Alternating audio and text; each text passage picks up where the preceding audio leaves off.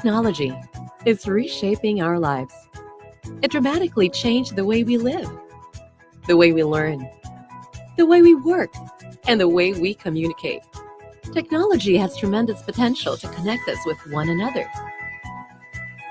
But there are still people who remain unreached, disconnected, and deprived of digital opportunities. Tech4ED centers serve as hubs that enable skills training and job opportunities.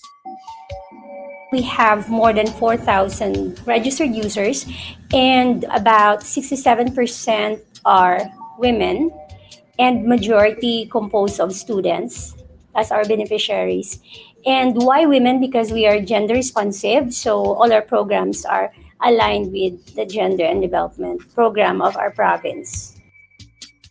Na tutunan ko yung ibang skills na dapat sa ibang schools na dapat per years dapat maano mo lang dito ng mabilisan ng mga months, mga 3 months, makakuha mo lang agad tapos maka-work agad. This program helped me by finding a job and of course gaining more confidence as well. I was able to gain knowledge about the BPOs, on how does the environment work and how am I going to interact with my future customers before.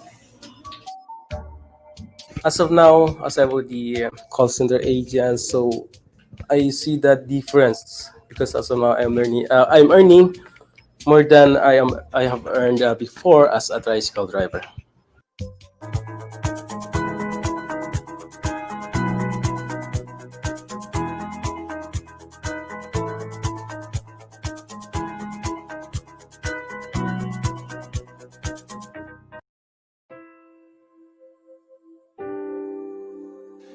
As we observe the 18-day campaign to end violence against women, or VAW, from November 25th to December 12th, we ask you, Lord, to look with kindness upon all of us who are gathered here. Fill our hearts and minds with love, wisdom, and courage as we face our daily lives. We pray for all women and girls who suffer from domestic violence, rape, incest, sexual harassment, trafficking, prostitution, and other forms of violence. May they have the courage to break their silence, find protection, healing, and justice. We pray for the perpetrators of VAW that they may learn to respect women and girls and stop the violence. O loving Father and Mother, send us your Spirit so that everything that we do will be done with love and respect for our fellow humans. Regardless of age, sex, class, ethnicity, and ability, O powerful God, develop in us a high regard for the thoughts, feelings, and experiences of everyone, and bestow on us the capacity to promote, protect, and fulfill the rights of women and girls. Almighty Creator, grant us the strength to stand up against all forms of violence happening to women and girls, the sharpness to recognize a silenced victim of VAW, the courage to speak up against VAW, the resourcefulness to help a victim of VAW, and the resolve to never commit any form of VAW. For all of this, we implore your guidance. Amen.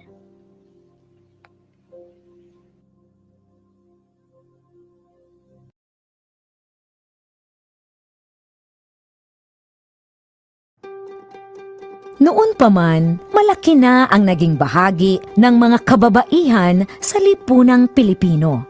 Kaisa sila sa marubdob na paghahangad ng kalayaan ng ating lahi. Kabilang sila sa paglinang ng ating makulay na sining at mayamang kultura. Kasapi sila sa pagtataguyod ng mga adhikain ng kapwa mamamayan at sa pagtugon sa mga pangangailangan ng lipunan. Katuwang sila sa pagtuklas sa mga larangan ng agham at medisina. Kapanalig sila sa pagpapairal ng batas, karapatan at katarungan para sa lahat. Kabahagi sila sa paglilingkod sa bayan at sa pagpapanatili ng demokrasyang Pilipino. Sa paglipas ng panahon, hindi nagmaliw ang kanilang pag-ibig sa ating inang bayan. Mga kababayan, ito ang alay ng mga kababaihang Pilipino para sa bayan. Tumayo po tayong lahat at sabay-sabay nating awitin ang pambansang awit ng Pilipinas. Ayaw pag-ibig, pero sa silanganan, hanap ng puso, sa dibdib mo'y buhay. Lupang hiniran, gulit na ng pag-ibig, sa pagtulong, di ka masisigil, sa lahat ng lukot, sa sigil at sa langit mong baba, ay ginatang tula at awit sa paglayang minamahal. Ang isang ng matawat mo'y kalupay na nagliligig, Piling ng araw ng kailang pangalimagilig. Lupa ng araw ng walhati pagsita, buhay natin sa ating mo. Ang hikaya na pag ay makakapit, ang mamatay ng dahil sa'yo.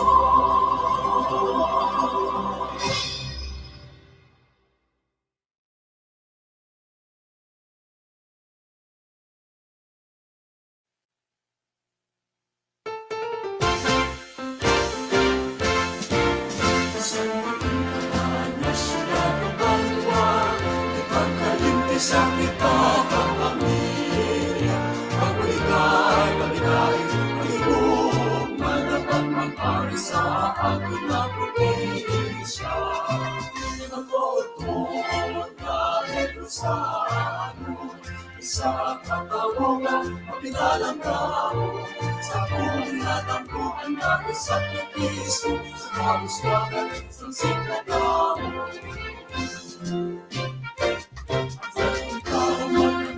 Sa awas ng lag, pag-iugan na ang tandaan sa kasal. Ako't wala may mapigil sa kalulong, nagagalis na nagalis na ako. Ang matutuod na Negros sa akin, isa katawagan, pag-inalagaw. Sa punat ang buwan namin sa Kristo, sa kauswagan, sa sikatao. Mag-uot-uot na Negros sa akin, isa katawagan, pag-inalang tao. Sa punat ang buwan namin sa Kristo, pagbulikan, pagbigayin, pag-ibomag, kapag-patwarin. Sa kauswagan, sa sikatao. You are now watching NOLITC's Gender and Development.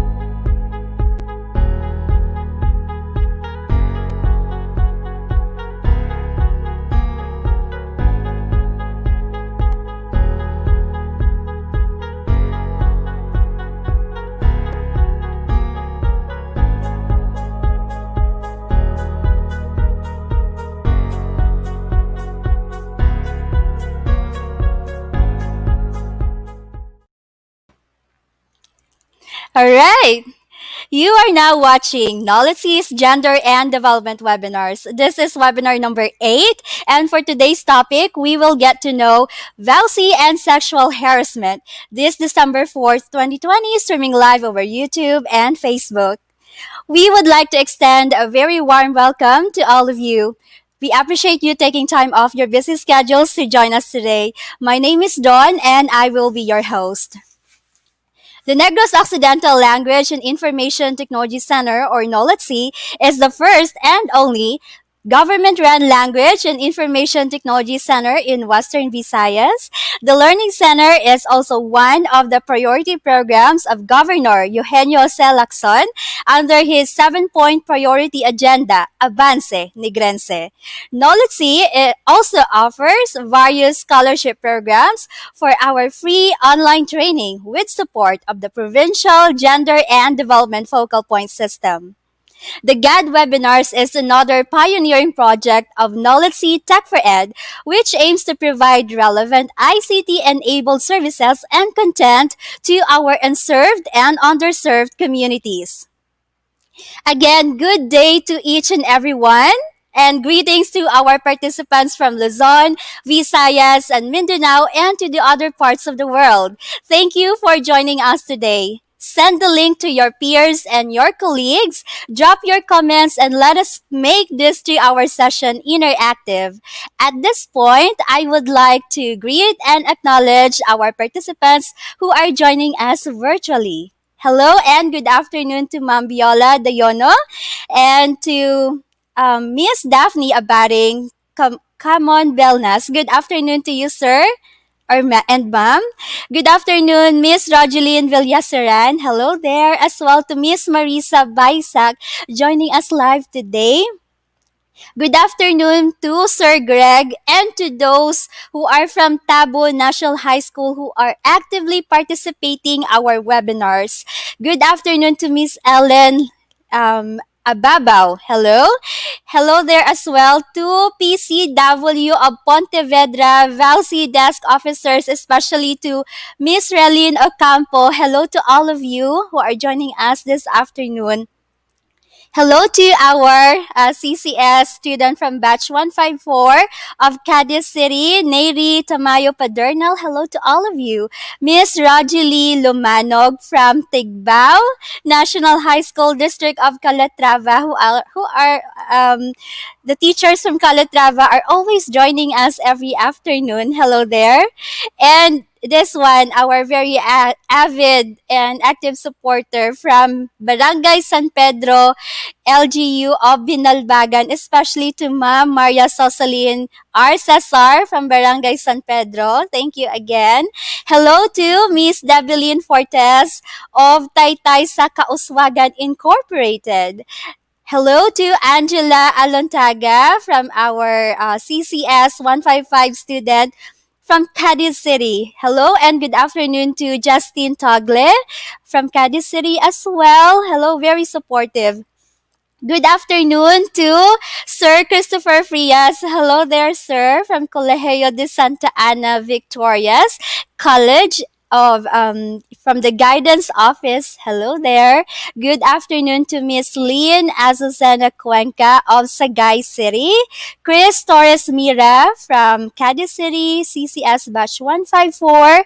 Hello there as well to Dinaya Serrano from Cadiz. Hi. Miss Lalex, watching all the way from San Carlos City, Children and Women's Affairs Incorporated office. Hello to all of you and to Miss April Angeli Tabifranca from La Consolacion College, Bacolod, and to all of you who are joining us virtually, good afternoon. Please send the link to your peers again and constantly comment in your in the chat box or in the comments section. We would love to see and hear your greetings. Okay, so this year, GAD Talks goes virtual with a series of webinars from November to December 2020. Recently, NOLITC has pivoted to online training and conducted various in-demand webinars such as this one. This is our urgent and most accessible response to the ongoing global pandemic by providing relevant services and facilitating digital inclusiveness to our communities. These webinars are absolutely free. That's right. To join, all you need to do is to register once. If you are not registered yet, please find the link in the description box. The registration is one time only, and after which you will be given the full access to our entire GAD webinars. To participate in the open forum, you will need to post your questions through our open forum form link. Please find the link in the description box as well. I hope you found it. We will not be able to catch up with all of your comments because there are a lot of you. So if you have any questions or you want to participate in our discussion virtually, please post them in the open forum link and not in the chat box, all right? The moderator will bring them up towards the end of the presentation. Let me remind you to fill out the online attendance right now. Yes, the link to the online attendance form is pinned in the comments section. You will also be receiving a certificate for attending this webinar online. You only need to accomplish the online evaluation of this webinar. I hope you're all catching up with me with some of our opening reminders. If you are with me joining us right now at this time virtually, please comment in the chat box. I'm here. We would really love to read and see your comments. If you have not seen our previous posts yet, please check out our social media accounts, follow us on Facebook, and please do not forget to subscribe in our YouTube channel. Okay, so let us start with our session proper. NOLITC continues to deliver relevant and COVID-free training programs through the strong leadership of our Governor Eugenio Jose Lacson. Let us hear his message. Violence has a myriad of manifestations. It can come from threats, verbal or nonverbal, discrimination, and other menacing gestures. Even silence can be used as a form of violence. As we commemorate this year's 18-day campaign to end violence against women, let us seriously acknowledge that violence against women is one of our pervasive social problems, that this can only be addressed if society will truly admit that all of our desires, hopes for ourselves and our families are universal in nature, and that no interest or well-being of one gender or one class is superior than the other. That the rights of women are human rights and should be accorded due respect, and must be championed, propelled, and strengthened by the government if need be. To Negros Occidental Language and Information Technology Center and the Provincial Gender and Development Focal Point System, thank you and congratulations for hosting this innovative series of webinars aligned with the goal of the 18-day campaign to end VAWC and to promote gender equity, particularly in this time of pandemic. May the good Lord continue to guide and enlighten the path of our cause to end violence against women. Avance, Nigrense. There you have it, the message of our governor. Thank you so much, Governor Lacson.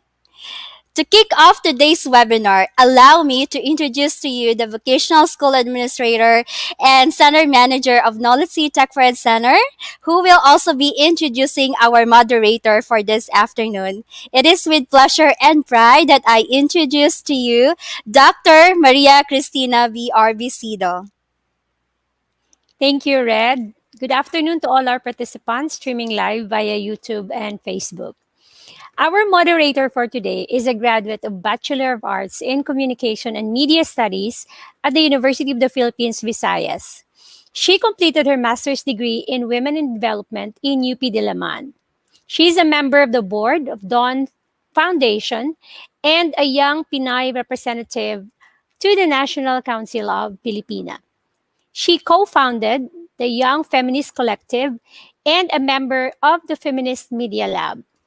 Currently, she works as the advocacy officer of Women Engaged in Action 1325 or WEAC. She is a columnist of Negros Weekly, now Negros Daily. Let us all welcome with a virtual applause our moderator, Ms. Dawn Marie P. Castro. Thank you so much, Dr. Stina, for that warm welcome. So Good thank you afternoon. again and good afternoon, everyone. It is very timely that we will be discussing these very important topics as we are observing the annual 18-day campaign to end violence against women. So for today's webinar, it is already the 8th webinar of NOLITC. We are expected to understand violence against women and the culture surrounding VAW. We are also expected to know more about the RA 9262 or the Anti-Violence Against Women and Their Children Act, and to learn about the Anti-Sexual Harassment Law, as well as the recent Safe Spaces Act, which prohibits or penalizes gender-based sexual harassment in streets, public places and also online. So, for this afternoon, to help us understand the issue of vow and these laws enacted to address this problem and protect us from which the UN Women describes as a shadow pandemic, we have no less than Attorney Andrea Lizaraci. She holds a Bachelor of Laws from University of Negros Occidental, Recoletos. She has undergone trainings and seminars on gender and feminist issues, empowerment of women, gender budgeting since 1990. She is currently the chair of the Provincial Council for Women, the president of the Negros Occidental Girl Scout Council, and a member of the Provincial GAD Focal Point System since 2014 till present. She has also several publications on gender, feminist theology, and body and sexuality, among others. She is with Dawn Foundation since 1995 and has served as resource person or speaker for several paralegal trainings against violence against women, gender sensitivity trainings, and trainings and orientation on women in leadership and politics, gender budgeting, and other women's issues. Let us all give a warm virtual round of applause to Attorney Andrea Lizaraci. Hi, thank you for the applause, the virtual applause. Okay. Nice to see you here, Demi. No, imagine si Demi, bata. No, ay pa rin siya na bata. Bata rin siya sa ngayon. So, it's a pleasure to be here, and thank you for the invitation, NOLITC Tina and Adeline. We're observing the 18-day campaign to end violence against women. It started November 25 and it will end December 12, which is December 10 is International Human Rights Day. December 12 is the International Day of Action Against Trafficking. So katayimligid nga these webinars are being held by NOLITC, and I am glad that I have this opportunity to talk about violence against women and issues of domestic violence and sexual harassment. So shall we begin, or what are we supposed to be doing? So if we begin, can we have the presentation? Okay, so the title of this presentation is Stop the Violence, because obviously that is our purpose. Huh? Let's begin with some, okay, this is what our webinar will contain. The first part will be about violence against women. We'll be talking about why it happens, some myths, then an overview of the laws against violence against women. After that, we'll go to the RA 9262 specifically, the domestic violence law. And then for the third part, we will have an open forum. For the third part, we will talk about the Anti-Sexual Harassment Law, 1995, and the Safe Spaces Act, which was passed just last year. So let's proceed. Okay, some statistics, 35% of women have experienced physical or sexual violence. That is 1 in every 3 women. Then 38% of the numbers of women of the murders of women are committed by a male partner.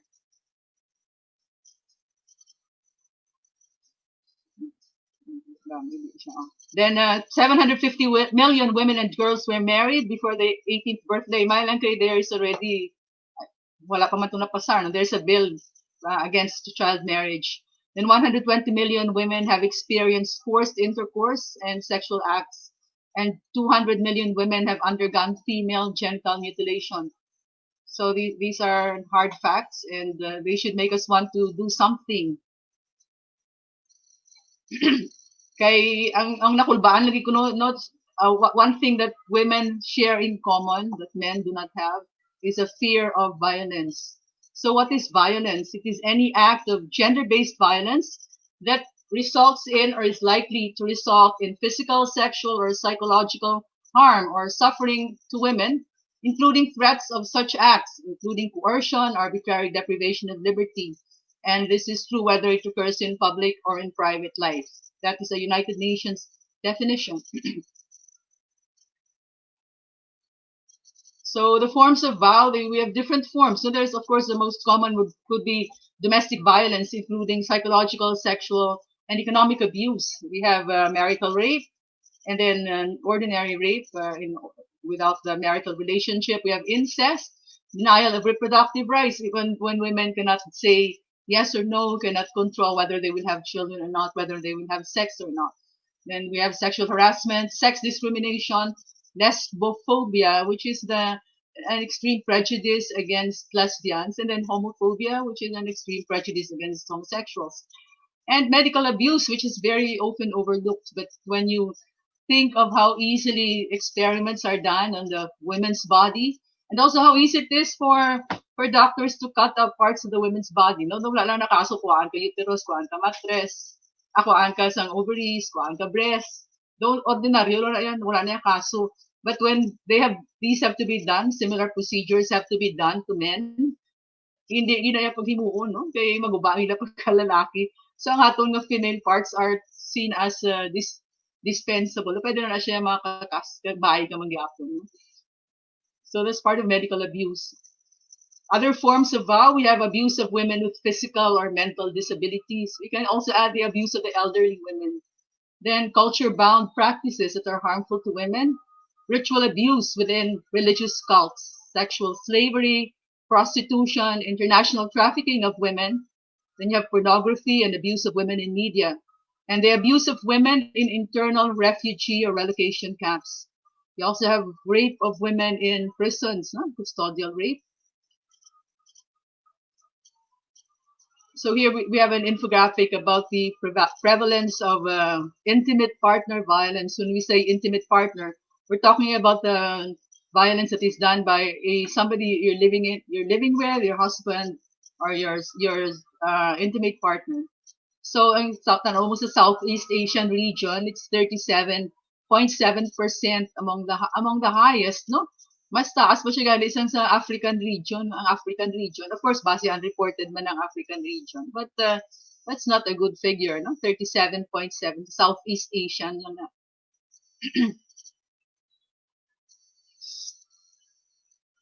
So let's look at nga, may ara VAW, no? Ang una gid nga rason is ang hierarchy. Kay hindi lang ni bali ang hierarchy is not just male and female, no? Basta ang may ara sa babaw, ang may poder, mas gina-abuse nila ang sa dalom. No? It's easy to abuse those who are under us. Then you also have coercive authority nga naanad kita nga ang ginausar to make somebody obey us is power or fear, no? So you suppress free will by using punishment or threat. We do that very commonly with our children. We do that with employees, no? Pakulbaan mo sila. So it's coercive power. So that is actually a form of violence also. It perpetuates VAW. So the next is, ang dason sinay is patriarchy. No? Next slide, please. Ay. So the patriarchal rule or the male dominance ang una nga chimpo.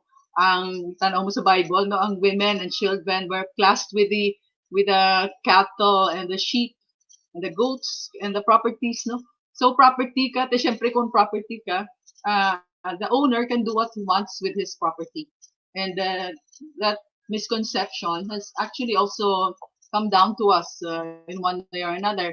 And then there's the worst part is the social acceptance of violence against women. Before we had the Magna Carta of Women, before the Family Code, though right na isang lalaki to discipline his wife, there was this so-called rule of thumb, no? Na rule of thumb kay ang thumb mo kung amo ni kadako, so hindi ka dapat maghanot sa asawa mo sang lipak nga mas dako pa sa imo thumb. Amo nang rule of thumb, no? So it was accepted that that the man had a right to beat his wife. So that also perpetuates VAW. So I'm showing here the power and control wheel. So VAW is really an issue of power, no? So it's physical abuse, which also includes emotional, economic, sexual, using the children, threats, using male privilege, intimidation, and isolation. It's all about power and control. It's not because the wife did something wrong. It's not because the husband was drunk. No, power and control. Among ginayang way of showing may poder siya. That's why we have violence against women, to show dominance. That's why many who are perpetrators of VAW sa pisita ilan ang ulubrahan, they might be the ones who are also being victimized actually. Okay, they have to show in some way nga lalaki sila, so they do that at home.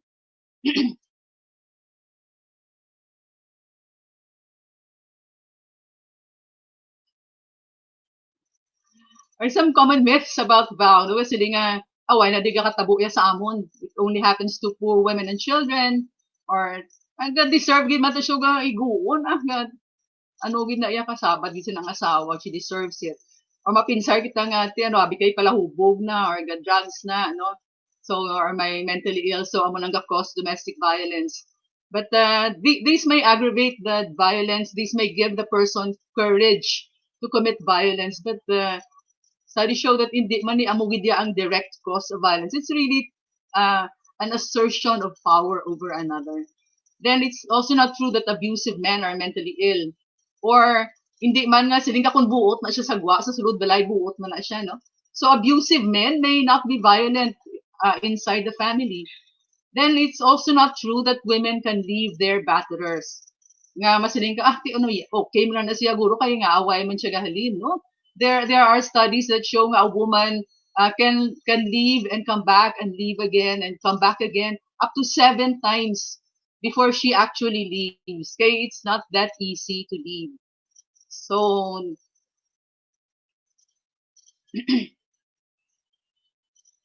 so now here we have a slide nga away sila ga halin, no? So the first is fear. Actually ginapahog na sila, sige mahalin ka kay sakiton kung kabataan, no?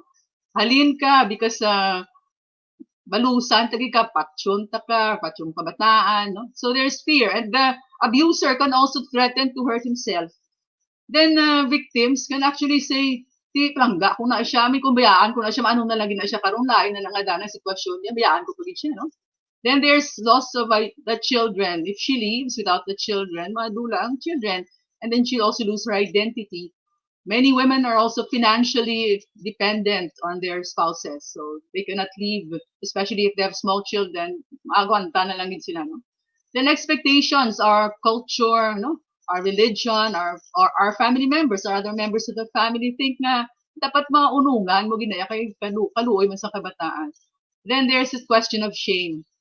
We all know nga it's hard, no? We all know people nga may ara sila problem of vow within their home. Hindi na sila gani kapanugid sa ila parents, hindi sila gani kapanugid sila mga utod. Because syempre na naghalin ka sa imo balay, you got married, you made everybody believe na you'll be happy with this person. Gusto na mo na siya kaliga kastigo si mo, no? So your family is actually usually the last to know. So shame and low self-esteem, we don't want other people to know nga ginakastigo kita. So they stay, wantahanay na lang, no? Until maybe 7 times na tilaw sila maghalin and they really leave.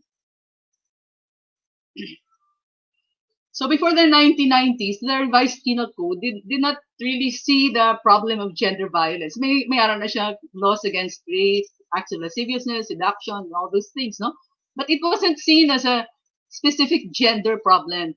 Even the civil code sa una, nang ka-discriminatory man na siya against women, and it gave the men the right to stop their wives from working, no? Sa mga ang women were subordinate to their man. Hindi ka perma anything without your husband's consent. Ang mo daw nag-minor ikaw. Imbis nga you're an adult woman with your full civil rights. When you got married, the two became one. Ang one ang nabili ng lalaki na lang, si Mr. na lang, no? Si Mrs. na dula na. So that was a civil law before the family code.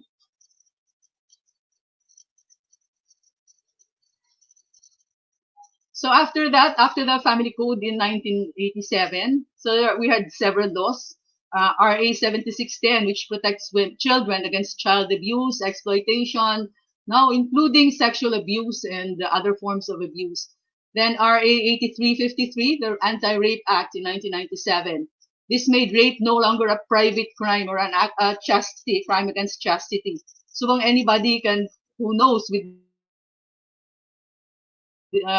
direct knowledge, personal knowledge of the crime, can report a crime of rape. And then you have RA 9208, or Trafficking in Persons Act, which was passed in 2003. So this penalizes the prostitution, pornography, sexual exploitation, forced labor, the procurement of women or children for these purposes, actually other persons, for these purposes. And the family code included psychological incapacity as a ground for declaration of nullity of marriage. and physical violence, grossly abusive conduct. So the grounds for, actually many of these are crimes that we would include as VAWC, no? Violence against women. So these were included now as grounds for for psychological incapacity. No, for the declaration of nullity. Hindi pa na siya grounds for grounds for legal separation. But you have psychological incapacity, which are also it can also be helpful if you can show nga ang iniga katabo ni siya, no?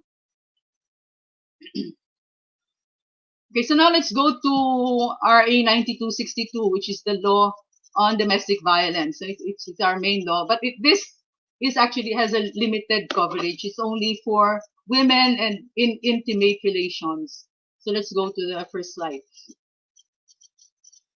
Where the state values the dignity of women and children. So the 9262 begins from an equity framework, no?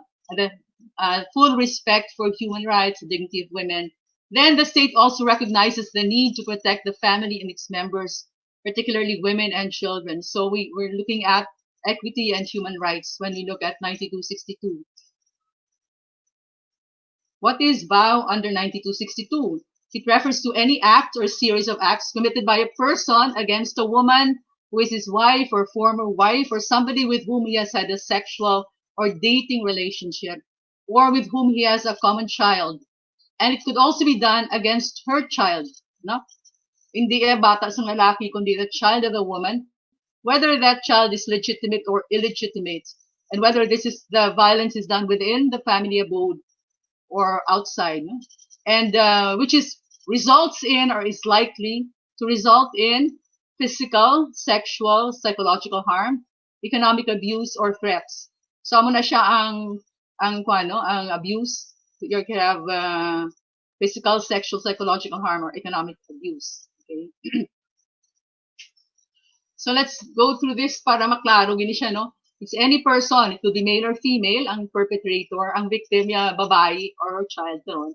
Then the relationship to the perpetrator, the woman is his wife, former wife, or someone with whom he had a sexual or dating relationship, or with whom he has a common child.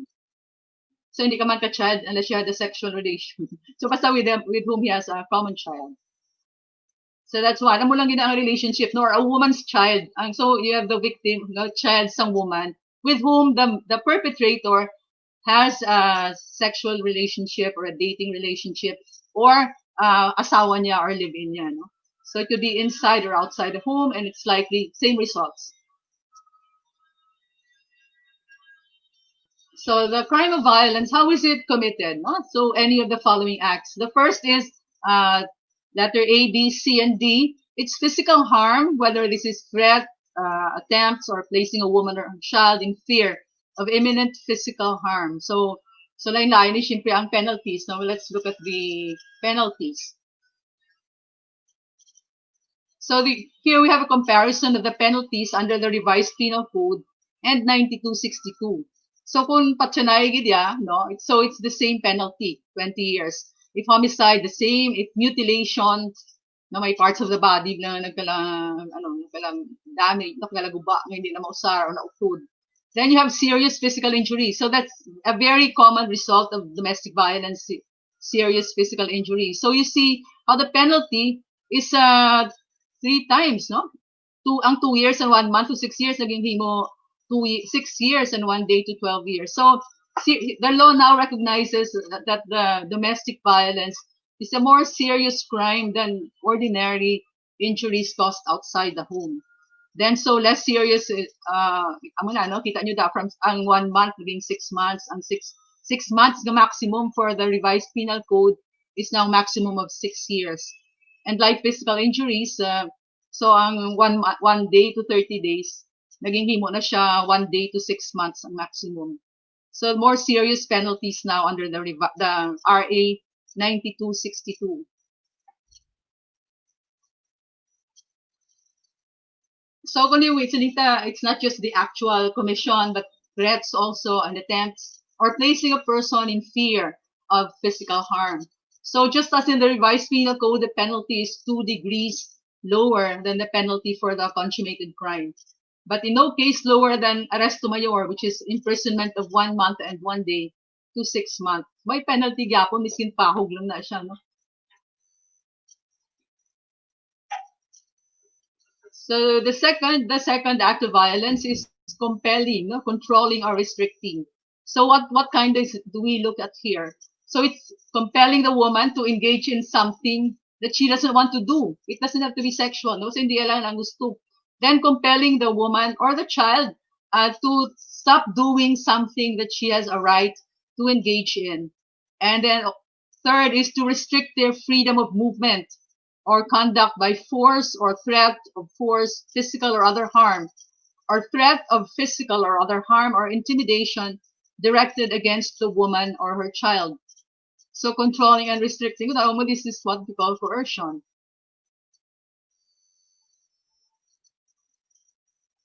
So also, no, continuation is on previous letter E. It's depriving or threatening to deprive the woman or her child of custody of her or his family. Yeah, his family, but we could be talking about the child here, which is male, no? Then deprive mo siya of financial support, kadamo sa aras ni, no? But it has to be deliberate nga, hindi pagtagaan financial support. Kaya karon kung kuan man na siya mga tawag sini nang wala man gid bala regular nga kita, no? So how can they give regular financial support? But amo nang word na deliberately providing the woman insufficient financial support. Then so depriving or threatening the woman or child, no, of a legal right. Mayari so sinapulo i-deprive mo siya of that. So also preventing the woman from engaging in occupation or a business or a legitimate profession, kung gaano siya yan, no? Or controlling the victim's own money or property, or solely controlling the conjugal or common money or properties. So these are part of VAW, no? Who would think wala man ni magiging patupaan diri. Bali, but this kind of control is penalized by RA 9262.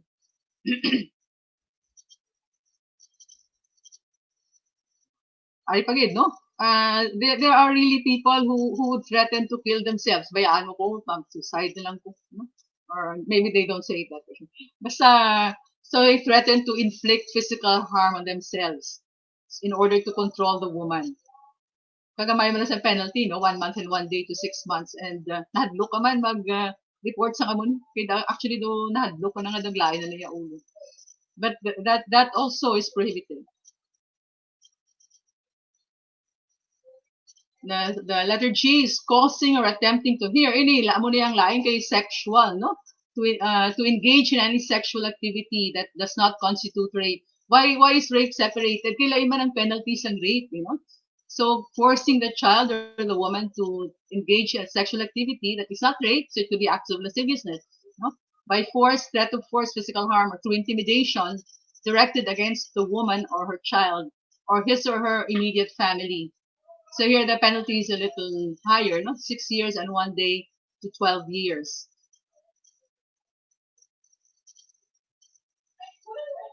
So letter H is engaging in purposeful, knowing, or reckless conduct personally or through another that alarms or causes substantial emotional or psychological distress. Actually, kadamo sa cases nga the violence is not physical, no? But the violence is there, and how is it done? It's so emotional and psychological. So some cases of this would be stalking, no? Sunod nga daw this person knows your every move. May stalking pa nga online. So following the woman or her child in public or private places, peering at the window, kita mo may lang daw may shadow, may nagiho, no? Lingering outside the residence. Entering or remaining in the dwelling or on the property of the woman or child against her will. So this assumes that they are not living together. Destroying the property and personal belongings of a woman. Actually, this happens a lot of, not a lot, damo man nagakatabo, nga magpangaking sila, panghabuhi sila things, no? Hindi man lang ang lalaki, actually, sa babae, kung isa, nga panghabuhi man, kung ano kalabo ka. But there are really cases nga, out halit, naging out of spite pang gubuon ng things. No? So that's part of domestic violence. destroying the property, personal belongings, hurting the animals, no? Then engaging in any form of harassment or violence. The penalty is 6 years and 1 day to 12 years. So that's emotional abuse, no? That in some of these cases, wala man sa physical harm. But the penalty, as we see, 6 years and 1 day to 12 years. So it's actually the worthwhile man magreklamo, no? Kung nakatabo na siya. Then, so part again, psychological and emotional, public ridicule or humiliation to the woman or her child, including but not limited to repeated verbal and emotional abuse and denial of financial support or custody of the minor children or access to the woman's child or children. Kanina, may na-mention man na bala ang financial support. Ato ya ang penalty to was only 6 months and 1 day to 6 years. Ang ini naman, denial of financial support, 6 years and 1 day to 12 years. So, may ara gali, no? May ara kada gali choice. So, depende sa emotional anguish siguro. Kaya mo na ang kanya. Then additional penalties if these acts of violence, physical violence actually, no, are committed while the woman or child is pregnant or are committed in the presence of her child. Kada ko na isang penalties, 100,000, no? Gusto ng maximum period of the penalty, nagiging ang imprisonment, and then 100,000 to 300,000 and penalty. And then there's mandatory psychological counseling or psychiatric treatment for the perpetrator.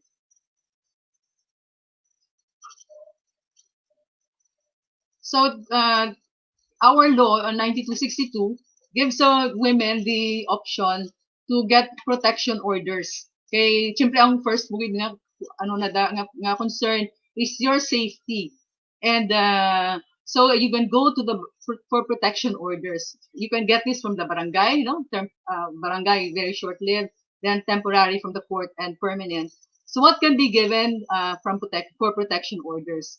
So isa ginaya it prohibit ang respondent or the perpetrator from the acts, all of those acts that we mentioned in section 5, no?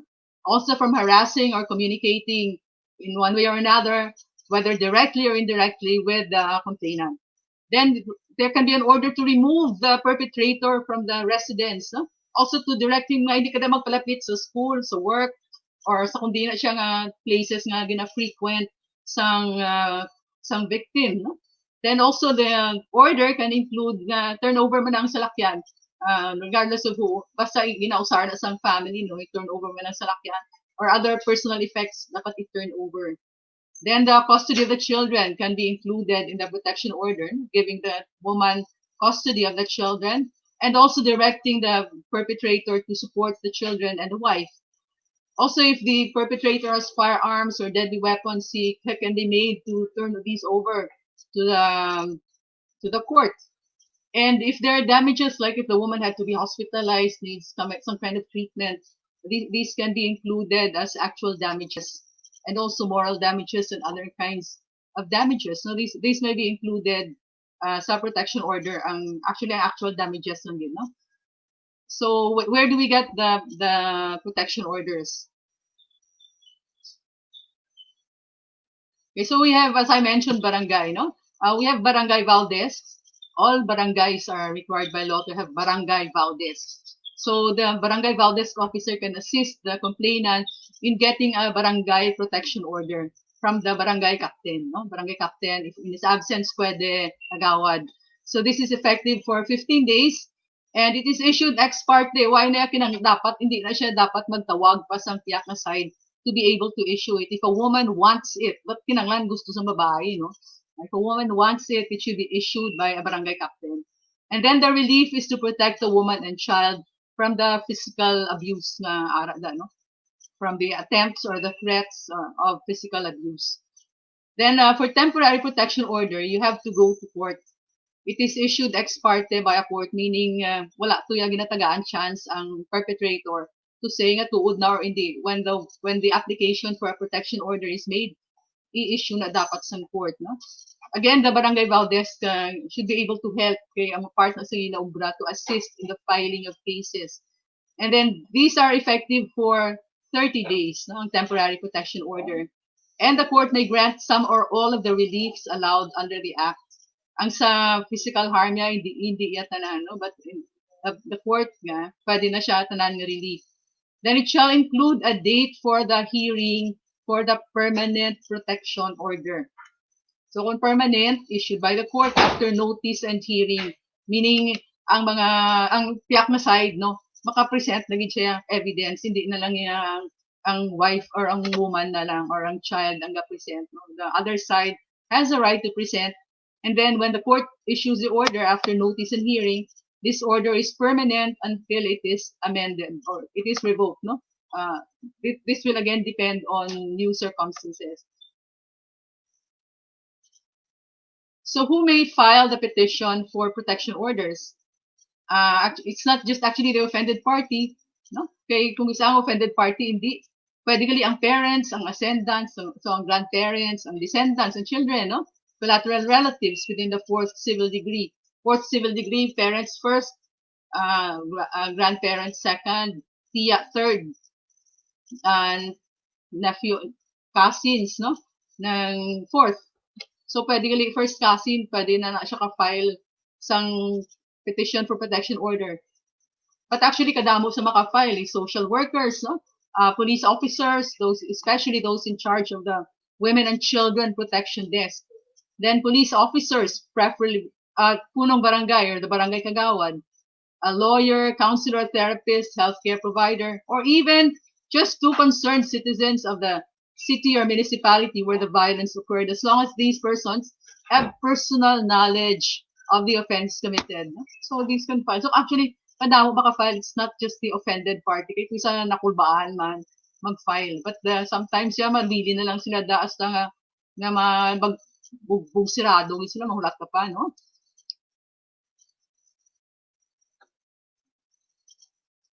So if you are a victim of gender violence, you might think it's your fault. You feel angry, sad, lonely, depressed, feel helpless, feel threatened or humiliated, feel anxious. You, of course, do not know what might happen next. You feel you cannot talk to your family and friends. You're afraid of getting hurt more seriously, and you also feel protective of your husband or partner. But kailangan ipin sa Roma ng iyong self. No?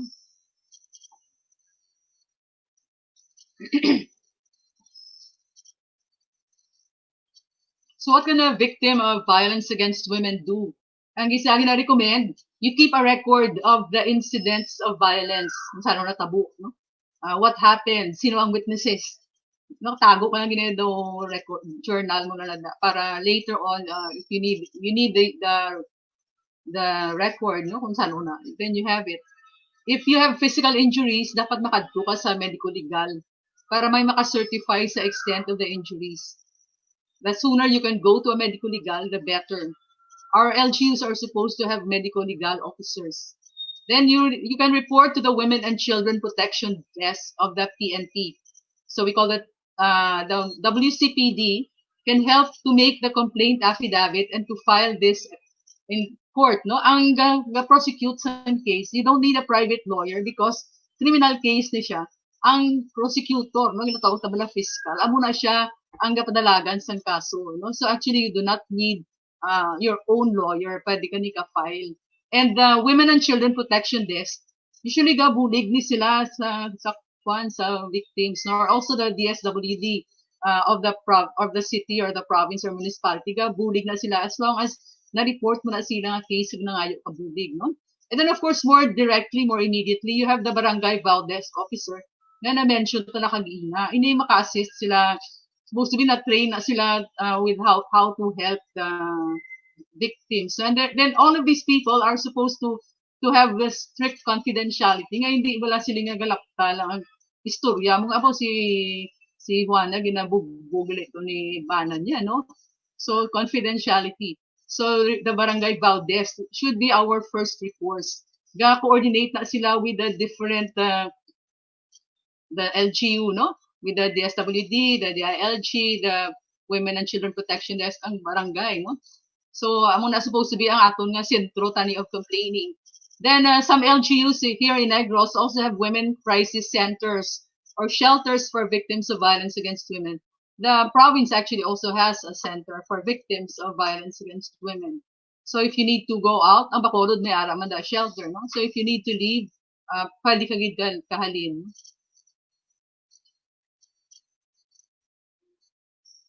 So if you're a victim or you know somebody who's a victim, buligan, being a victim of gender violence is not your fault. It's not because hindi ka namin asawa, it's not because natambok ka na or hindi ka namin mangluto, wala siya. Nobody has a right to hurt you. So if you feel you're in an abusive relationship, get help and don't just keep quiet. Talk to someone you can trust.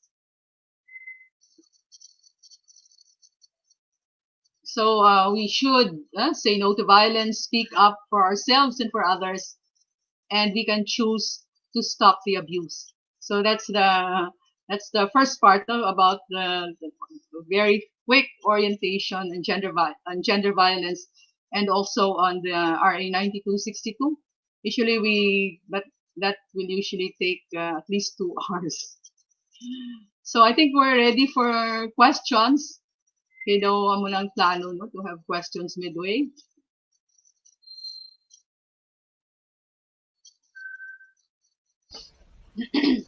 Thank you so much, Attorney C. So, nag-message, good si Mama, no? She is now in Negros Residences for the validation of the best, search for the best Barangay VAWC. So, she said na ang gin-share mo daw na nature of vow, power and control wheel, and why women stay in violent relationship was from your Manila Women's Crisis Center training way back in 1994 and 1995. So, that's 25 years ago. And well, it's sad then to see na until now it's still a problem that we are facing. So thank you for that brief like you said, it usually takes longer.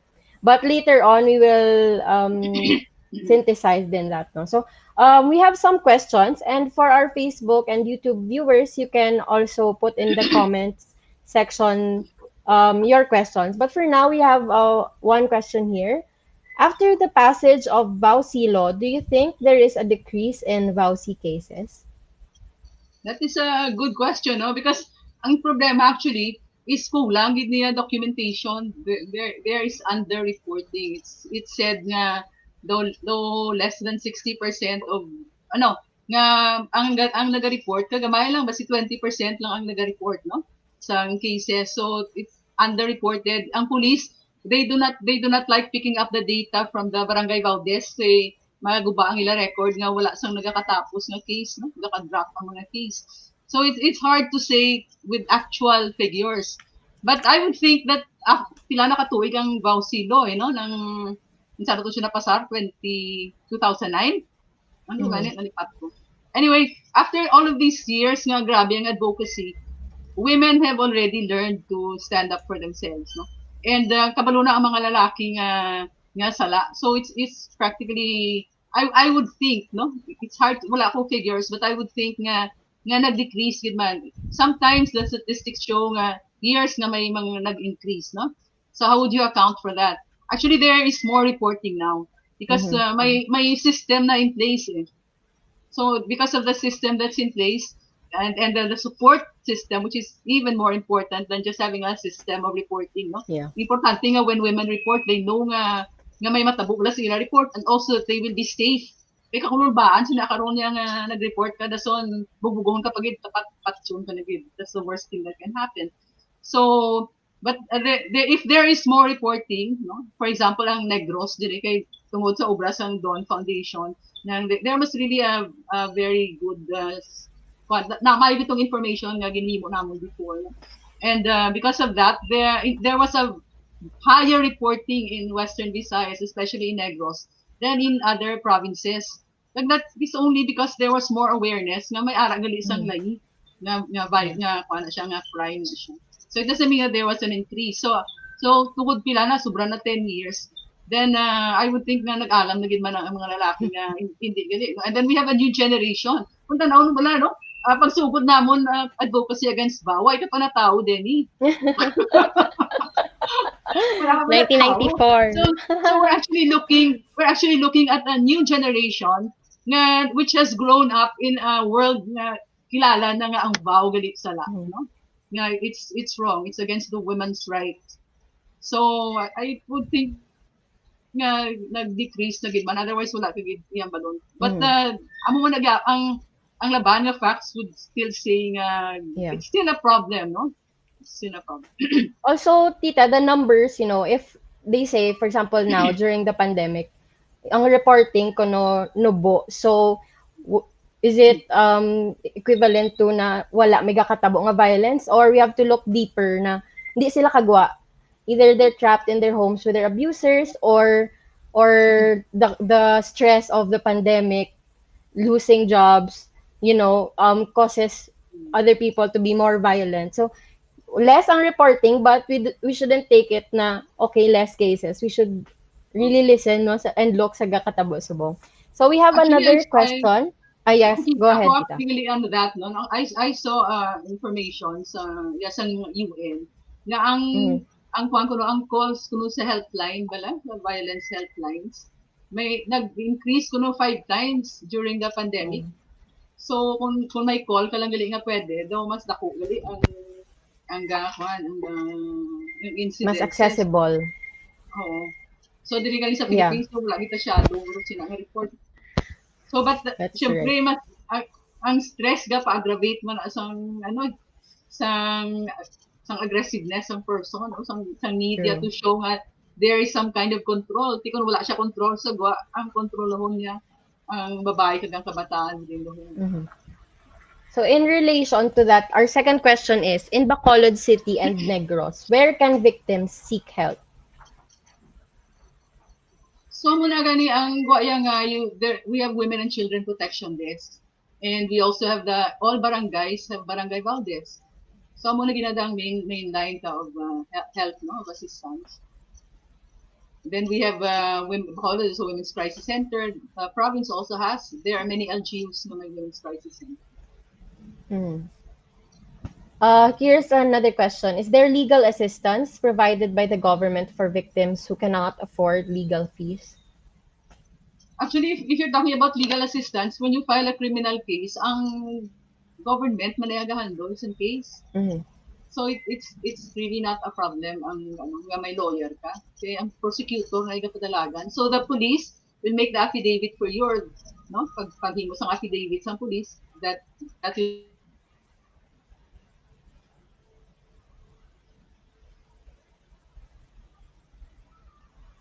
Hello, Attorney C?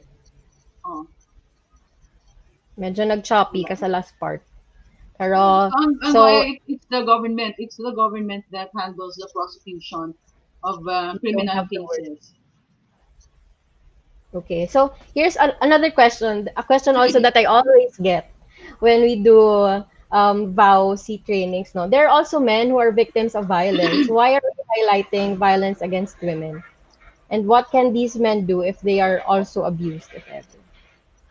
So actually, why are we highlighting? Because sa una, wala ginigna sa PAC, bali it was not considered a problem ang violence against women. That's why nga women's advocates have brought this up, no, and found this all these laws to protect women against violence. So when men are victims of violence, may aragid na yang victims man of domestic violence. Then they should try to pass a law against domestic violence for women. Nga gina-highlight ani kay isang una gani as I mentioned in part of my presentation, no. When we just said the revised penal code, why niya ginatanaw ang violence within the home as having its own character, having its own causes, no. That's why nga importante ito nga na-recognize na it's a question of power. That's why something has to be done. Yeah. So in the case of men, no, being victims of violence, they're kailangan naka-percent na lalaki ang victim for one. And then it's not may araman na syempre nga biktima sila because their wives are more powerful than they are. Kasi mas dako ila asawa or some reason. Basta so we are women, our advocacy is for women. Okay, that's why actually this should be a partnership na kundi may ERPAT, no, for example. And the ERPAT is supposed to be also advocating against violence against women. So actually this is something there should be within a relationship respect, no? in una ito panay, regardless of who is the breadwinner, regardless of who is bigger, there should be no violence within a relationship. It's not an answer to conflict. Anything. Yeah. And Tita, I always say na the problem of violence against women is a systemic problem. It's, you know, it's deeper than that. It's deeper than just that. So, thank you for answering some of our questions. So I think we can move on to our third part of this webinar about anti-sexual harassment law and of course the Safe Spaces Act. So go ahead. You can take it away, Tita. Okay? Ang Safe Spaces Act yan ni Demi, ang specialty. Kaya iyan na ni edad. So laws against sexual harassment and passed in 1995 and the Safe Spaces Act of 2018. Let's go. So I began with this, no? Kay, when I was born, the doctor spanked me on my bottom. I bet I can sue him for sexual harassment. So actually hindi na tuod, no? Kay hindi man ang purpose ng pag-spank, hindi man na sexual. So just to clarify what sexual harassment is, we go to the next slide. So we're looking at the specific law, no? So there are two laws right now. The second one is actually meant to remedy the shortcomings of the first one. Though nagdugang siya, no? So in RA 7877, sexual harassment is limited to work, education, and training.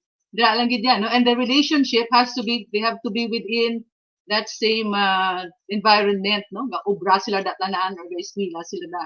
Or hindi pwedeng work to sa work pero wala ka dayag obra, ikaw victim, abi nakadto ka sa NGC, no? Hindi na may nagbiktima to si mo, wala na yung labo sa RA 7877.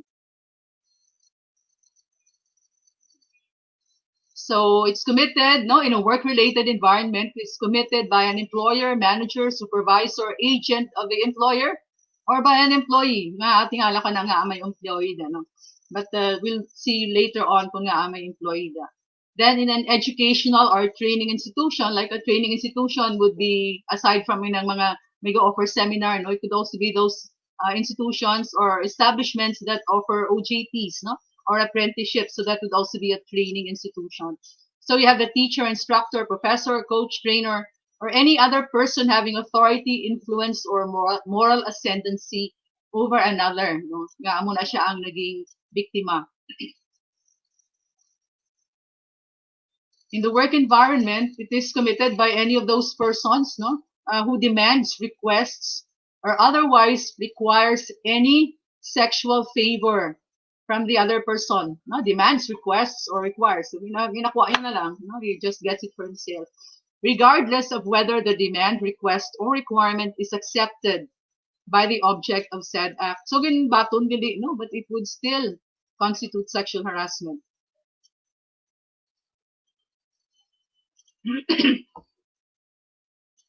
The sexual favor is made, mga orni siya, no, is made as a condition in the hiring, employment, re-employment, or continued employment of the individual, or for granting favorable compensation, terms of employment, no, promotions or privileges, or refusing to grant the sexual favor will result in limiting, segregating, or classifying the employee in a way that would discriminate, deprive, or diminish employment opportunities.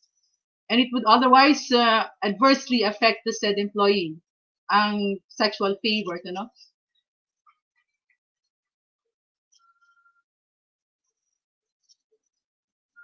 So second, the above acts would impair the employee's rights or privileges under existing labor laws, or the above acts results in an intimidating, hostile, or offensive environment for the employee. So naman na, or na sila tanan, it could be 1, 2, or 3. So sexual harassment, like violence against women, domestic violence, is really a display of power that is intended to intimidate, coerce, or degrade the other person. And the key to what constitutes sexual harassment is that it is unwanted, unwelcome, and unasked for behavior of a sexual nature. So power, amo to gyapon, we go back to the power and control wheel, no? So we have some examples of sexual harassment. No? You have nonverbal like displaying pictures, calendars, sa PC nila nga desktop, binastos, no? Or they have wallpaper sa PC or may other sexually explicit material. They send anonymous letters, whistling, leering, or ogling, then making sexually suggestive signals or winking. So those are nonverbal. And then you have verbal, sexual comments or innuendos, telling sexual jokes, mga green jokes, no? Or asking about sexual fantasies. Then you have insults based on a person's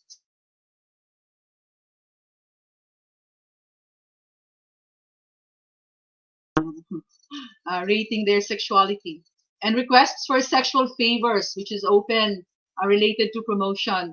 Of course, you have physical, which would include touching, pinching, stroking, squeezing, brushing against someone.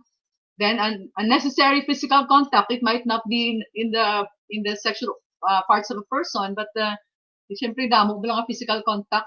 And we know that may persons, you know, they really like touching, no? But if that's offensive, you can tell the other person to stop. And there's physical assault.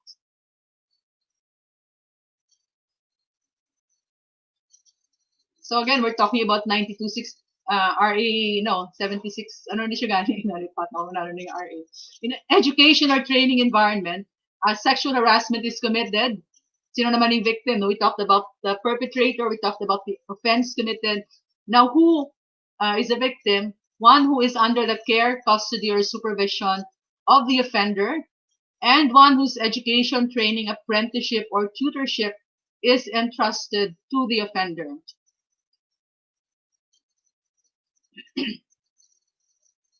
Or when the sexual favor, so amo toong victim in an education or training environment, when the sexual favor is made a condition to the giving or a passing grade or the granting of honors and scholarships. So, cuarto o cuatro, no? Mana sila nga ba lang? So, para makapasar ka, sige, madate, no?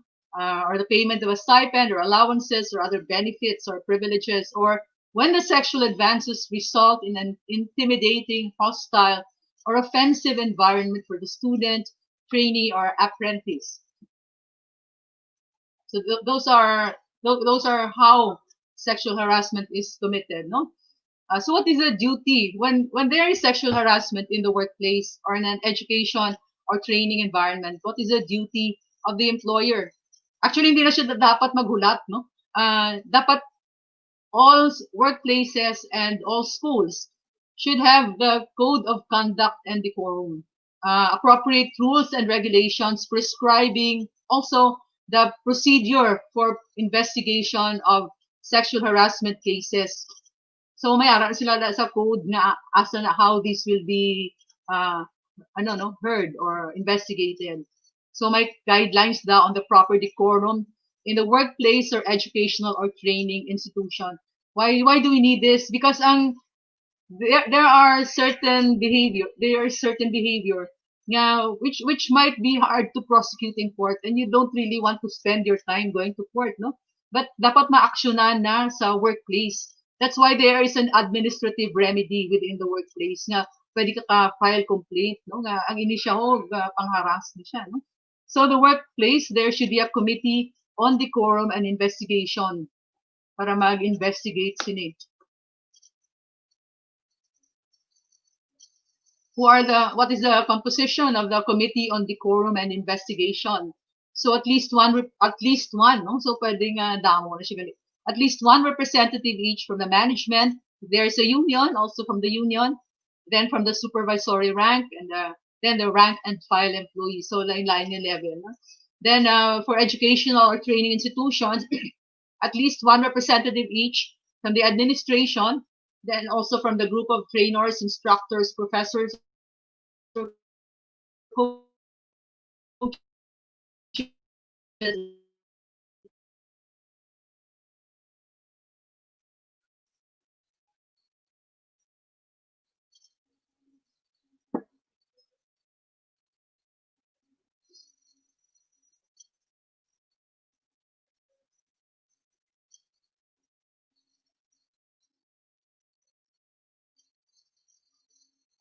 Ano na tabo? What happened? Wala pa man ito natapos. No audio.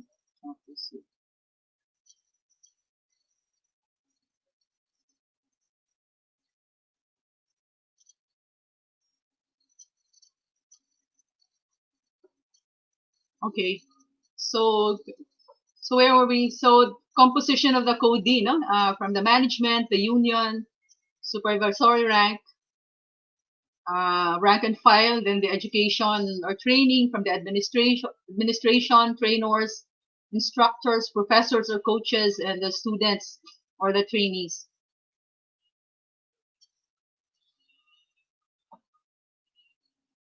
So sexual harassment can be dealt with in various ways, no? Administratively through the CODE.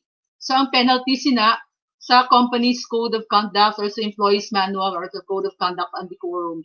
And the penalty can include suspension, termination, no? Other kinds of penalty. But within lang na siya sa workplace or sa eskwelahan. Kung if sakao mo na siya sa court, no? If as long as it falls under any of the acts na specifies Section 5, then you prosecute it in court. The penalty is imprisonment of not less than 1 month, nor more than 5 months, or a fine not less than 10,000, nor more than 20,000. Actually, gagamay, no? The good thing about sexual harassment cases is you can be guilty of sexual harassment and of other acts ng violation of the revised penal code. For example, mga acts of lasciviousness, seduction, or abduction. So, lain naman ang penalty. So, dubli ang iyang penalty, no? Then the perpetrator can also be held liable for civil damages, actual, moral, or exemplary. Again, since this is a criminal case, no, and it involves women, you can go to the Women and Children Protection Desk, no? And then the Women and Children Protection Desk can help you to file this, to make the affidavit of complaint, to file this in the prosecutor's office, and the prosecutor's office will take over from there. Sila na ma-handle sa hearing. You don't need a lawyer to handle this, no? Kung wala ka sang hiring a lawyer. Ang importante lang na sa prosecutor's office, pero may mo lang guro sila i-follow up, no? And then if the police or the DSWD can help nga ga-follow up man. Kaya kung isa ang prosecutor hindi mo nabasol, kaya gatambak man na ang ilang cases. But so these are the options. I think the best way of handling this is for the workplaces and the education training institutions to have a system set up na hindi ni matabo sa dira pa lang nga level, no? Kay kasabot magkadto sa court so namo man ang penalty, no? 6 months, 1 month or 6 months, 1 month to 6 months. Sino wala man pulos, no? Okay. So now let's go to the Safe Spaces Act, which is one act I think Demi might have been part of the making of this, no? Our moderator. So the Safe Spaces Act is closely related to the first Anti-Sexual Harassment Act, no, of 1995. Aside from calling it safe spaces, it's also called the Bawal Bastos. Ang lain sa tusang Sexual Harassment Act kay kalimitado sa iya coverage, no? For example, may nagaharas sa imo ya sa market, kadto ka sa market, may sexual harassment dito nga natabusi mo, or sa jeepney, or in the plaza, no, or sa downtown. Hindi na yan dala sa sexual harassment nga law sa RA 7877. So that was remedied by the Safe Spaces Act passed in 2019, no? So it penalizes catcalling, wolf whistling, mga kita na karon. So it expands RA 7877, which limited the punishable acts of sexual harassment to specific persons. No, one example that I give, no, nga hindi covered sa RA 7877. Abi parent nga nagkadto ka sa eskwelahan kay ireklamo mo ang pag-treat sa imo bata, no? Paagyan ka sexual harassment sa may stroke. Hindi na yan matupa sexual harassment under RA 7877. Although kung tanawon mo, sexual harassment happened, no? So that is remedied now by the Bawal Bastos law.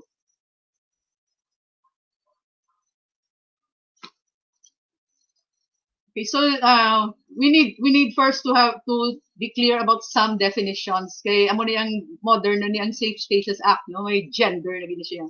So ano kuno ang gender?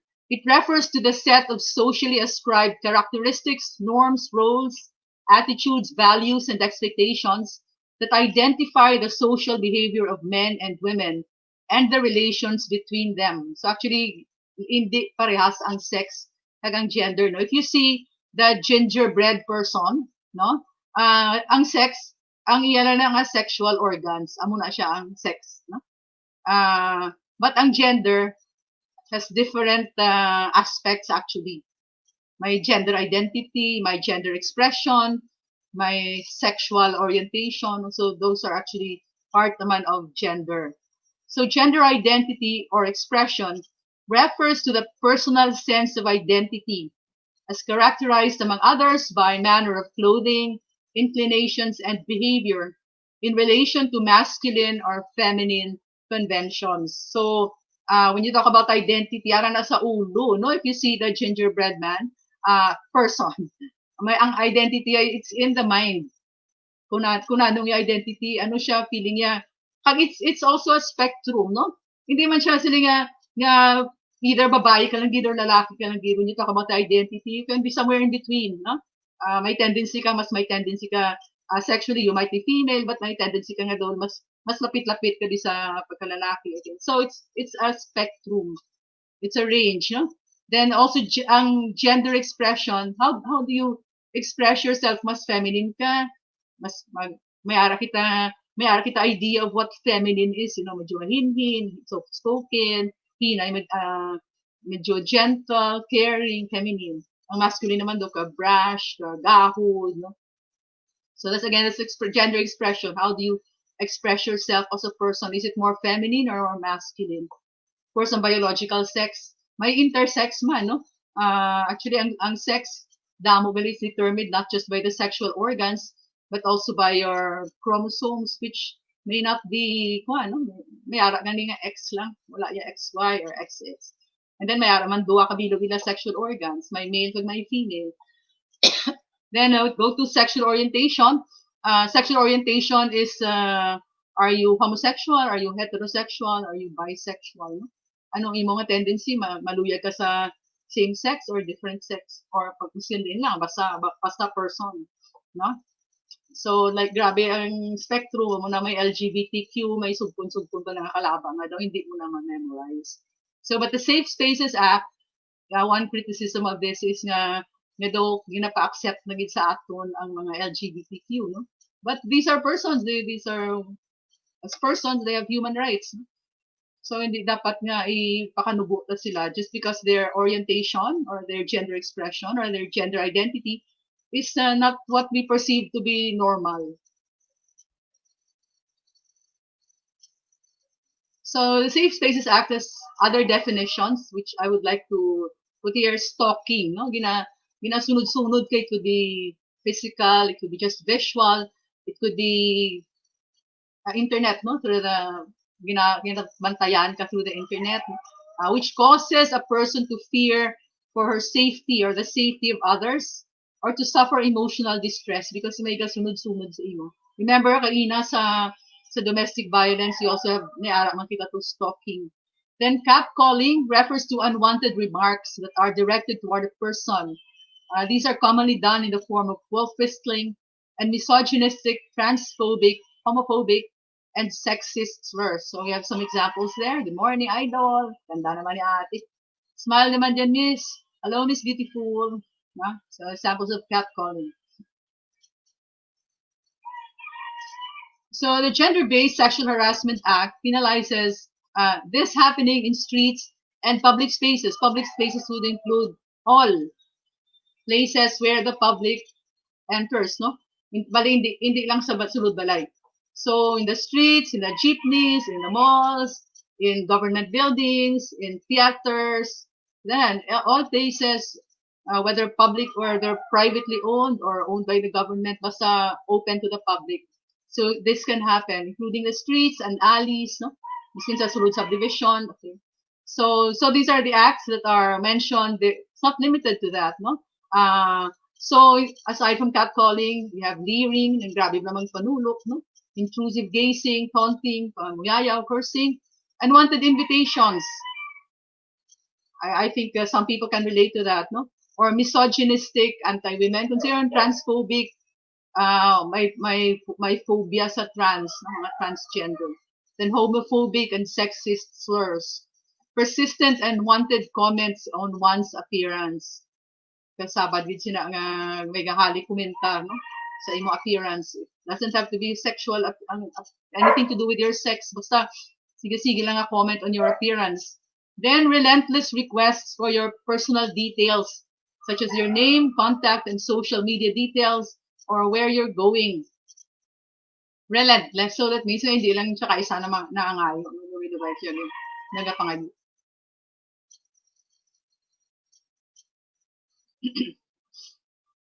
A continuation no, of section 11, letter A. You have words, gestures, or actions that ridicule on the basis of sex, gender, sexual orientation. Mo ito sa gingerbread person. No? Gender or sexual orientation, identity, or expression, including sexist, homophobic, or transphobic statements or slurs. That's why I chose the picture there.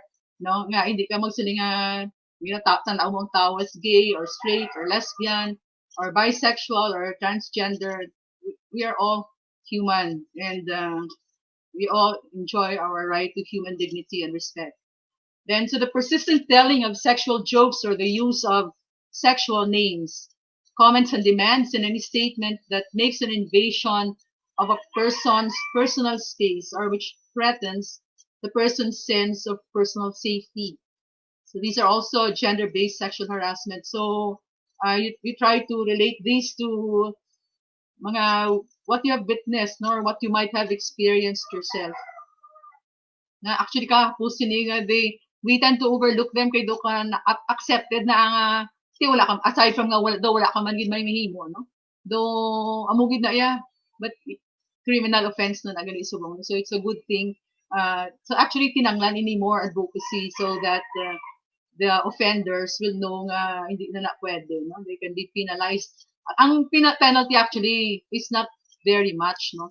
Ang first offense 1,000 pesos and community service of 12 hours inclusive of attendance in a gender sensitivity seminar.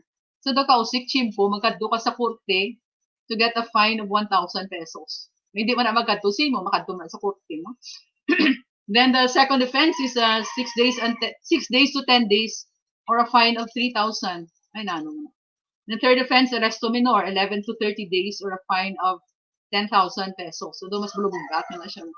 So actually it's not the penalty itself but preventing this from happening. So that's why nga may mga obligasyon ini ang mga tag-iya sang jeepney, tag-iya sang establishments no like restaurants and bars and theaters. May ara sila responsibility to prevent this kay ang penalty kung tan-o mo hindi man it's not worth what the victim suffers.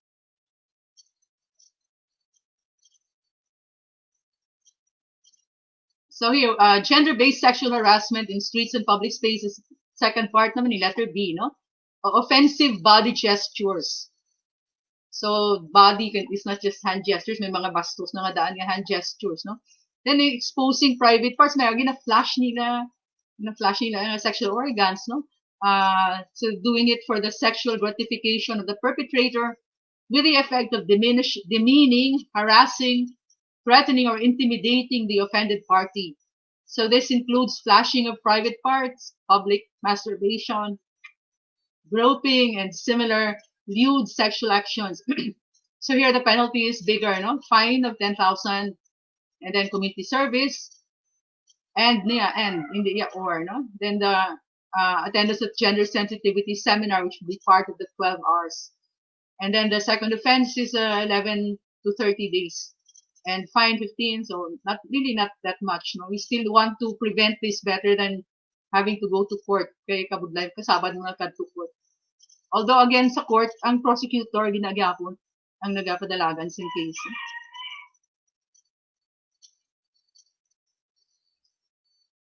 So letter C for acts such as stalking and all the other acts there. So letter C. So when these are accompanied by touching, pinching, or brushing against the body of the offended person, or any touching, pinching, or brushing against the genitalia, face, arms, anus, groin, breasts, inner thighs, face, buttocks, or any part of the victim's body, even when not accompanied by acts mentioned. Ang Section 11 was just the previous slides, no? So amo na basta may touching na gani. So mas dako ang penalty. Ang first offense pa lang kada may 11 to 30 days na. Kaya actually, ang acts niya of sexual harassment can be prosecuted together with other kung ano, ang violation pagid sa revised penal code, mga acts of lasciviousness, for example. No? So madala man, so actually double man agree ang penalty, just like in RA, nalipati ko sa, just like in the Sexual Harassment Act. So double man di ang crime yung commit.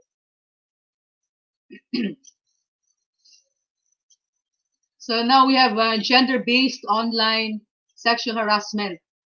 Ang ini, I think because since since 2010, grabe ang Facebook.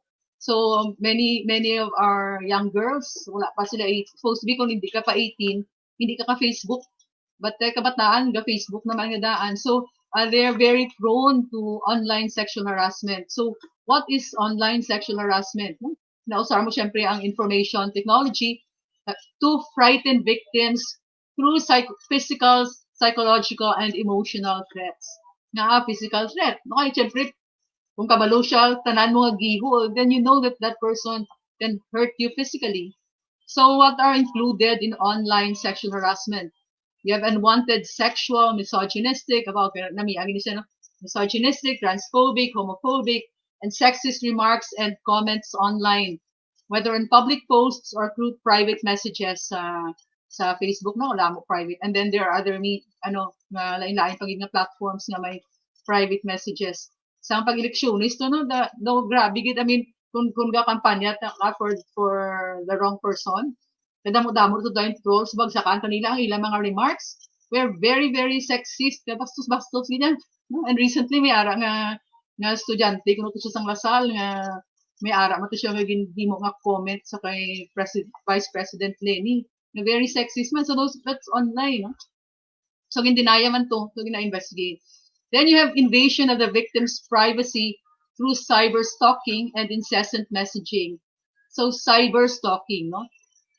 Ang aton tendency, no, there are especially younger people, mga older people like me, hindi kami shadow, no? But younger people, tanan nila ginihimot, wherever they go, picture post line sa Facebook. That makes you very easy to stalk. Kaya ang stalk sa imo, balaan niya na tanan mo giyo kung di ka kadto, no? So it's not good to show everything, ginaladlad mo ang imo nga life online. So that's very dangerous, and don't think nga tungod nga ginalimit mo lang ang imo nga pictures to friends, safe ka na. Because the stalkers can find a way to have access to your private photos nga na-post mo sa Facebook, no? So be careful. Don't help the cyber stalkers because it happens, no? Kasi nang opisyo pa na nila, no? Impersonating victims' identities. I know people nga may ara sang bag-o nga ginbutang nga profile sa Facebook, hasta mga pictures nila kompleto man, ginapangkuha man ang ilang friends, friend request man, no? So it's hard to know because the pictures are there. May information man sila ginabutang nga insakto man yung kopya sa imo profile, no? So don't be public about your details. Don't be public about your life. Don't invite online harassment, hindi lang sexual harassment, kundi online harassment, no? And then ang gina-share ang mga photos mo, videos, or information without your permission. So that is also sexual harassment, no? And posting lies.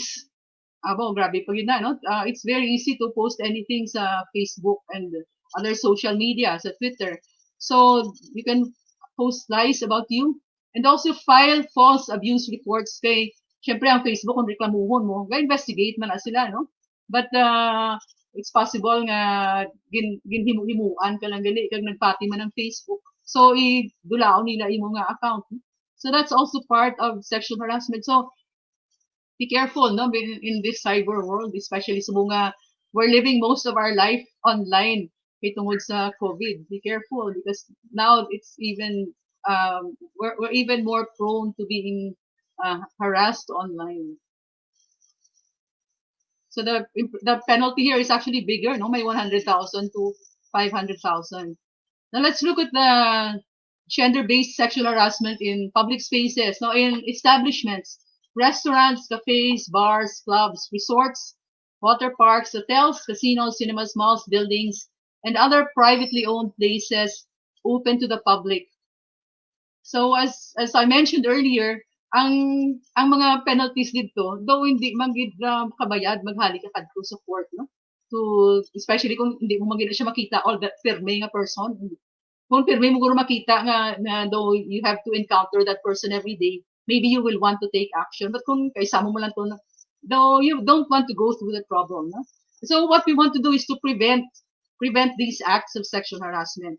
And so the owners of establishments have an obligation, no, to adopt zero tolerance to gender-based sexual harassment in public places.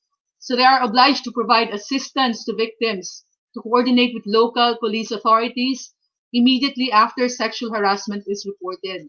Then actually ang mga public spaces, amo na supposed to be may mga CCTV cameras sila, no? So that those acts can be caught on CCTV and they should be made available when ordered by the court. So may specific na ang law kasi when ordered by the court. Kay may ara man nga base ang victim niya hindi gusto, no? So and provide a safe gender-sensitive environment to encourage victims to report gender-based violence, gender-based harassment at the first instance. Then these places, no, cafes, bars, restaurants, they should also have signs nga crime na siya ang gender-based sexual harassment. That's on zero tolerance, okay? Then may hotline ada. And ma-designate, no, amo ning bago naman, ma-designate at least one anti-sexual harassment officer within the workplace sa sininga establishment to receive gender-based sexual harassment complaints. So the security guards in these places may be deputized to apprehend offenders who are caught for doing the act. No, hindi na siya pinanglan nga magreklamo pa basta makita gani nga may ginahimo nga act of sexual harassment nang dapat na sinadayon sang security guards, i-apprehend na dayon.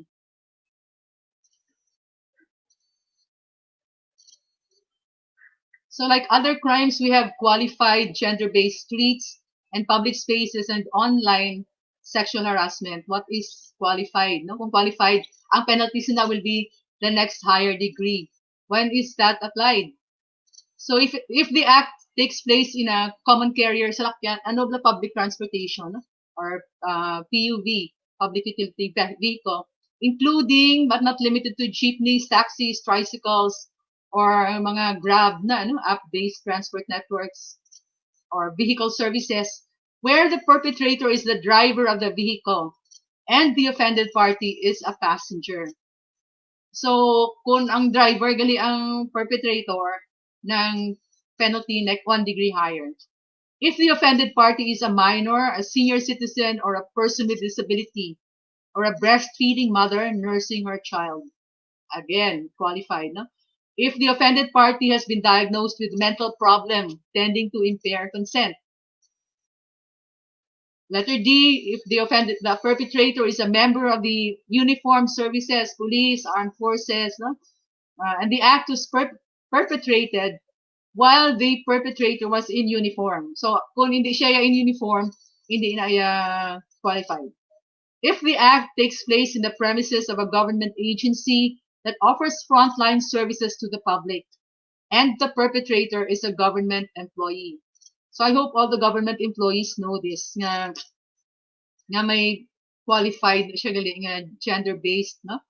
Sexual harassment. If they do that, no, within the government agency.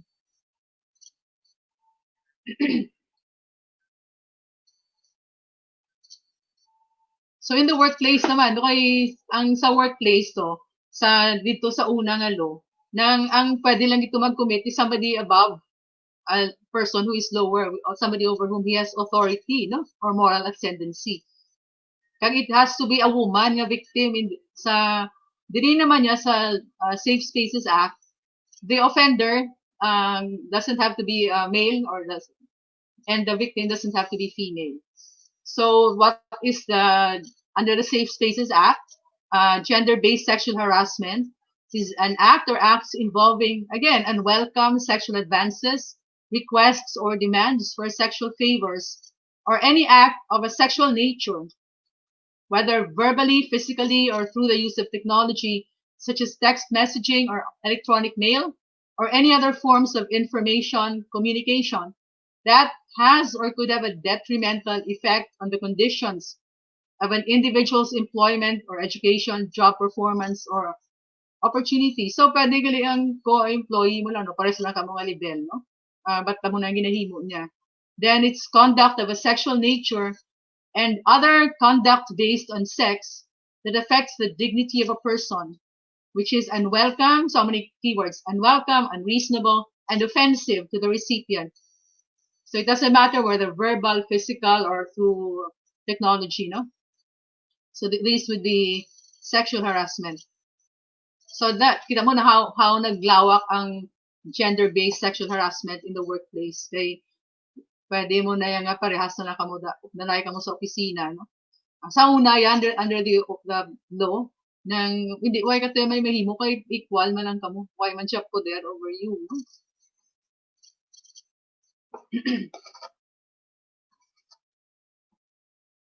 So the crime of gender-based sexual harassment in the workplace includes conduct that is unwelcome and pervasive and creates an intimidating, hostile, or humiliating environment for the recipient. Unwelcome, and it's pervasive duga encircle, duga envelope it's all around you, no? The environment is intimidating, nakulbaan ka, humiliate ka. Provided that the crime of gender-based sexual harassment, this is key ano here, no? Laingit siya, may be committed between peers and those committed to a superior officer, no? So hindi lang between peers, but somebody lower than you, a subordinate, an employee, rank and file, can do this to somebody in management or a supervisor, or it can be done by a student to a teacher, or a trainee to a trainer. So hindi na sila ang babaang higher up lang din ang maka-commit sexual harassment. Anybody can do it to somebody else now, which is actually true, no? Wala magid sila just because ano ka, empleyado ka lang, you cannot commit acts of sexual harassment against your supervisor or your employer or your manager. So as in the Anti-Sexual Harassment Law under the Safe Spaces Act, the establishment, no, the educational institution or the workplace have to create an independent internal mechanism called the Committee on Decorum and Investigation. This is supposed to investigate complaints for those cases that happen within the educational or workplace, no, establishment, to investigate and address these complaints. So ang CODI won't work for example, you have a restaurant or you have a bar. Gusto may nagreklamo dira nga kay may natabo the sexual harassment. Actually, the CODI can hear that if a customer complains against an employee, no? Pwede na yan mabutang niya sa ilang code of conduct nga ang CODI ma-hear sila. Actually, that can be done. But kung wala sila labot sa ang naghimo sang sexual harassment, one customer done to another customer, di wala naman nadalabot ang CODI sila kayo wala. So it cannot be, what can be subjected to an administrative complaint in the workplace or in a school are only if the perpetrator is somebody who works, no? Who works there in the workplace or the school. So may CODI, no? So even without the formal complaint, the schools are supposed to investigate possible abusers and to resolve the situation. They are compelled to deal with hostile environments that are made known by reasonable knowledge of someone committing gender-based sexual harassment or sexual violence. Actually, sa Facebook, subong kadamo pala nga dira nila ginapautwas when something happens. So the schools should somebody should call the attention of schools when nagagwa sa Facebook nga may mga students dili nga though somehow ginaharasang teachers, no? And something should be done. I heard about one school here in Bacolod nga kadamo na actually students nga nag-complain, nagpasa gid sila complaint against the teacher, and the school did not do anything. So that is also penalized, no? I did not include it here, and I do not know the penalty, but it's also penalized if an establishment does not act on a complaint for sexual harassment. So an establishment is compelled to investigate even if the victim does not want to file a complaint or does not request the school to take any action. May obligation. No?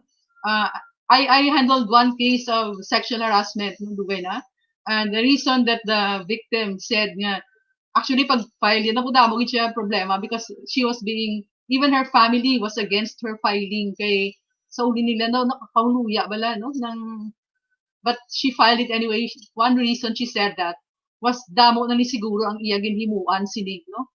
So if somebody had filed this before me, this would not have happened to me. So if I don't file this, it will happen to somebody else. Amo na iya gin rason gin siling sa ako nga gin isugan niya gid why she had to stand up for it and file the case no. Siyempre mabala gina magwa gina sa news even if hindi pa magwa ang ngalan mo, mabilog mga eskwelahan niya will know that there is such a case. No?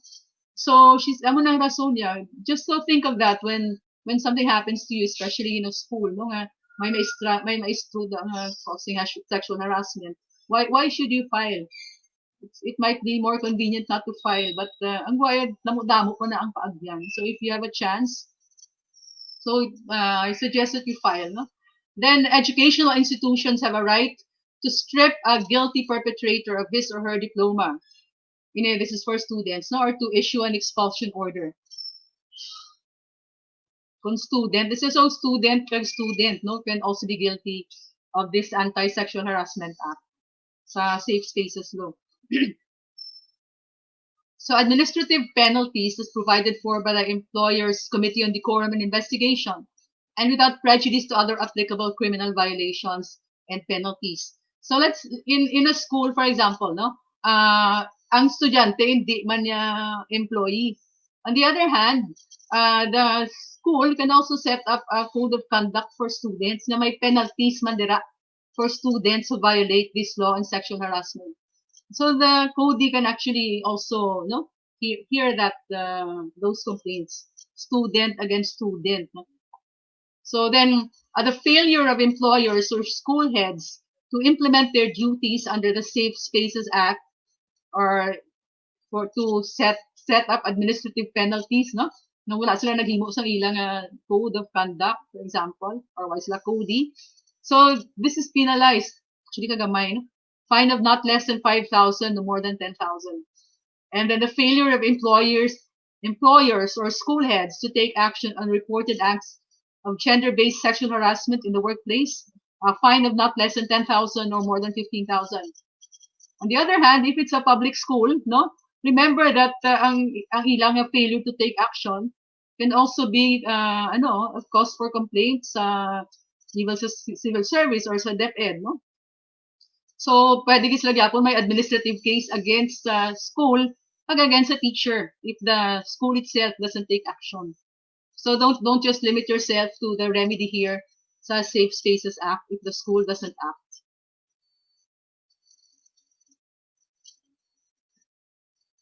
So that's the end of the presentation on sexual harassment and safe spaces, no?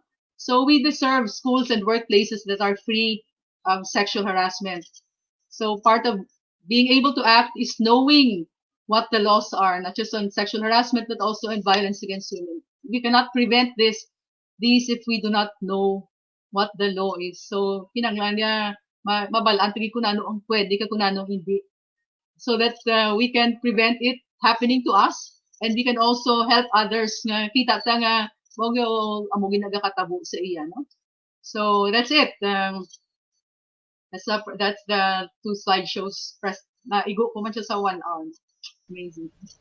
Thank you so much, Attorney C. So we have questions lined up. It's very interesting discussion about the 2 laws, no? So number 1, this pandemic is reported to have increased the rate of domestic violence. What center or office or any e-VAWC desk can the aggrieved seek for help? Wala akong kabalo sa e-VAWC, no? So they, again, makatulong sila ang barangay. So it's one office, Barangay Valdez. And then the Women and Children Protection Desk. Sa ang atong mga police, we have a Women and Children Protection Desk. So you go there. And then the DSWD or ang MSWD, bulig man na sila. No, Tita, I'd like to share also, like you said, we were part of the safe spaces, the creating of the safe spaces, and we were part of the consultations, even before it was a law. And now, we're pushing for, siguro, making the VAW desk also a GBV desk, not just VAW desk. So, amo pa na we're working on it, no? So, another question from VAWC of Kabangkalan City. So, pahabol. Hello, Kabangkalan. Yeah, pahabol question from the other one. No? How can we address repetitive cases on VAW if the wife won't pursue her accusation? Actually, kabalogi ka mo nga ang domestic violence, pwede ang reklamo, hindi ang wife. No? Ang problema muna na kaya ang mga witnesses. So, alright, ang when amo man ang isa ka issue sa VAW, when we talk to a victim of VAW, we want the woman to know nga she has control over what she wants to happen. Okay? So actually, kung mag-decide siya nga hindi na siya gusto nga mag-prosecute, I think it would also be violating her personal space and her right to make her own decisions if we insist in prosecuting the case. No?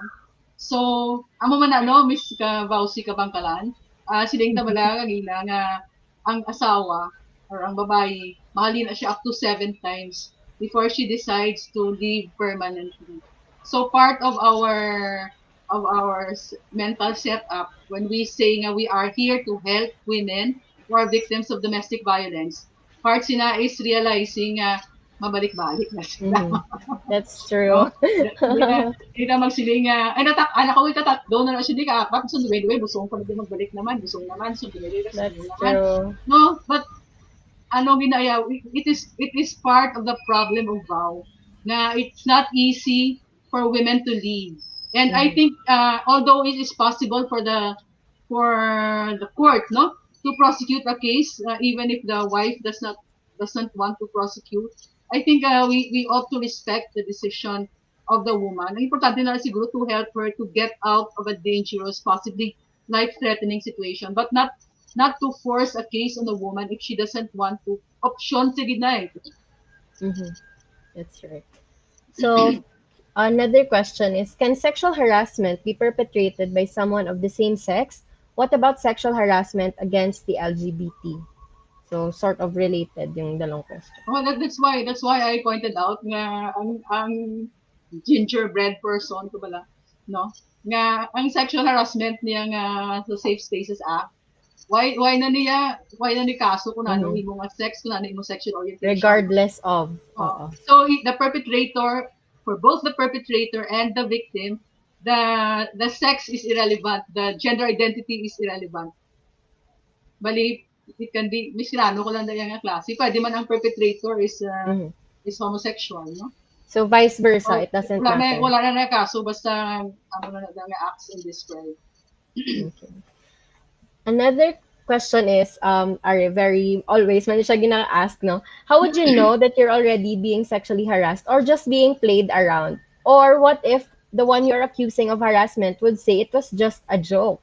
Can you still pursue a case? Very interesting question. Actually, ang isa na statement is persistent, wala, no? And then it's unwelcome, it's offensive. So if something happens nga para si mo ya offensive, you don't like it, hambalo mo siya no? That's sexual harassment. I don't like it. It's unwelcome. So kung sige niya pag inaya, then you can really pursue the case. Yeah. So, depende gid sa tao if he or she feels na hindi siya comfortable. Because there are cases, tita, siguro na for some, it's okay. Okay lang sa ila tawagon sila, hi miss, hi guwapa. Pero for some, they don't feel that comfortable. So, amo na nga, vary man siya, depende sa tao whether or not they're comfortable with that or, yeah. Okay, so, The Safe Spaces Act provides the LGU should create an anti-sexual harassment hotline 60 days after the effectivity of the law. Do we have one in Bacolod or Negros that you know of? I do not know. Actually, wala. Demi, no? Demi, ikaw mas involved ka Yes. rin eh. Oo. So, this is one of our I do not have that. So, even ang Negros, wala. Si mother mo, wala is the... They don't have a hotline just for it, but they have their women police desk, ang mga VAW desk, they have that. Pero for specifically for this one, wala pa. Pero we're working on that. And the hotline and also ang ordinance tani, ang localization of the law required ba ni siya based sa IRR, and so far wala pa. We talked with Councilor Lindon of Silay yesterday or the other day. So amo na ginaisa-isa LGU to push for the localization and to have an ordinance. Kaya namin na tani may ara sa model ordinance. No, kaya actually, ako na sulat ko sa buong na lang nila to just make an ordinance out of thin air. No? Tapos na ipasa na ako if you have a model ordinance. Yeah. Hopefully next year na. Okay, so another question, are the establishments compliant to the Safe Spaces law? Or wala pa ko may nakita. Ako man. Actually, ang sampaw na siya sa COVID, you know? Pagpasar sila soon after we had COVID. So, many establishments were closed. I think na medyo nadula ni siya. Maybe now that we're reopening, we can campaign for this na may ara na may mga posters na kitada against sexual harassment.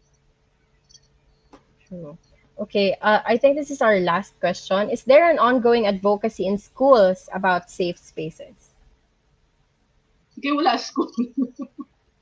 Online lang. Webinars like this. Like I am teaching in UNESCO, so I included this in one session. Ang sexual harassment in safe spaces. Gindala ko na siya as part of my lecture, my talk. Mm-hmm. But dapat i-include nila kay pwede mo nila mahimo ni online eh. Yeah, actually. So some school, well, not specifically schools, but some organizations are inviting us, sa Young Feminist Collective, to talk about safe spaces and what we are doing. So I think that's about it for our questions. So may I call on the other Dawn, Miss Red Dawn, to present the certificate to our resource speaker. Yes, exactly. What a very interactive discussion about VAWC and sexual harassment. We would like to express our most profound appreciation to our expert speaker, Attorney Andrea C., and to our moderator, Ma'am Dawn, for facilitating this webinar. Shall we give them a virtual round of applause? Thank you so much. Now we move on to the awarding of the certificate to our resource speaker. The certificate reads, Provincial Government of Negros Occidental, Negros Occidental Language and Information Technology Center, present this certificate of appreciation to our expert speaker, Attorney Andrea Lizares C., as a gesture of our gratitude for her commendable service and for the valuable expertise she shared as our resource speaker in this webinar topic, VAWC and Sexual Harassment webinar, given this 4th day of December 2020 via YouTube and Facebook live stream, signed by Dr. Maria Cristina V. Arbicido. Thank you so much, Attorney C. And And also, we would like to present the same certificate of appreciation to our moderator, Ma'am Dawn Castro, for her valuable expertise she shared as well in this webinar as our moderator. Thank you so much, Thank you Ma'am so much Dawn. for having me. Yes. Okay. And so I think we're gonna proceed to our. Yeah, exactly. Let's bring back Ma'am Dawn for the synthesis and the recap. Thank you, Dawn. So nice to have another Dawn in the team. No? So, participants, I will be wrapping up our 2-hour discussion. So we have heard how Attorney Andrea C. explained what is violence against women, why VAW happens, as well as the myths surrounding vow and some reasons why women tend to stay in violent relationships. She started off her presentation by citing the statistics of vow cases from various parts of the globe, which showed the reality that vow exists in so many forms. We have physical, we have emotional, verbal, sexual, even financial and economic abuse. And Attorney C mentioned that the different forms of vow may be committed by a person against his wife or partner and also the corresponding penalties. For the second part of the discussion, we discussed about the Anti-Sexual Harassment Law and the Safe Spaces Act. So the differences between the two laws, actually for workplace, for RA 7877 or the Anti-Sexual Harassment Act of 1995, it is only covering workplace and educational institution. For Safe Spaces Act, it already expands the coverage or the scope to public places, jeepneys, buses, taxis, other POVs, workplaces, educational institutions, and most importantly, online. So for victims, specifically for 7877, we only have women and girls. And for the Safe Spaces Act, any person regardless of your SOGI. So even cis people, or even if you're not part of the LGBT community, you have a SOGI. So regardless of your SOGI, you are covered, you are protected, you can be the perpetrator, you're protected also by this act. For the offenders in RA 7877, it only covers if the perpetrator and the victim has the perpetrator is in authority compared to the victim. So either an employer, person in authority, teachers, and for the Safe Spaces Act, regardless of your relationship with that person, you can file a case towards them. So for the commission of offense, for the 7877, we have an employer to employee relationship, a teacher to a student relationship. For Safe Spaces Act, like I said, regardless. And we also have the corresponding penalties as discussed by Attorney Andrea C. So we also have some of the protection orders that was discussed. We have the Barangay Protection Order, temporary protection order, and the permanent protection order. So these are some of the information that will be helpful to all of us in dealing with, maybe we know of someone who is dealing with violence against, a case of violence against women, or we are experiencing this. So this is a good opportunity for us to learn and to also share with others what we have learned from this session. So I would like to call on Miss Red Dawn again for the closing of this webinar. Yes, thank you so much for that very wonderful recap.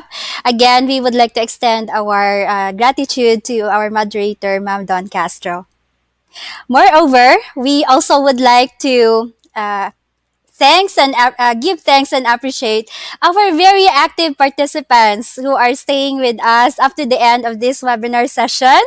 Yes, we are still going through your comments and your reactions, virtual reactions to this webinar, which our moderator and our resource speaker could also read and will respond to some of your comments, feedback, and questions over there. I also would like to emphasize how you can get a digital certificate for this webinar. Please provide us evaluation through the link provided in the description box below. Again, please do not forget to do your evaluation right after this webinar so you won't forget. Do this right after the webinar. I keep on repeating that reminder. Please make sure that your email addresses should be typed in correctly so that your emails won't bounce back. The evaluation site will be open up until 12 midnight of today. So there you have it, ladies and gentlemen. This concludes our GAD webinar number 8 entitled VAWC and Sexual Harassment. So join us again for another exciting webinar on Monday. We will have our resource speaker, Ma'am Celia Flor, who will be talking about gender sensitivity the training, and we will have another guest moderator, Counselor Derek Palanca, who will also be joining us on Monday. See you using the same platform that we are currently using, and you may be able to receive the link of that webinar through your email, through the email address that you provided. So that's it, everybody. We would like to thank you again for your virtual presence. Please stay safe and take care. NOLITC Inspire, NOLITC Cares, and Avance, Negrense. Have a good afternoon.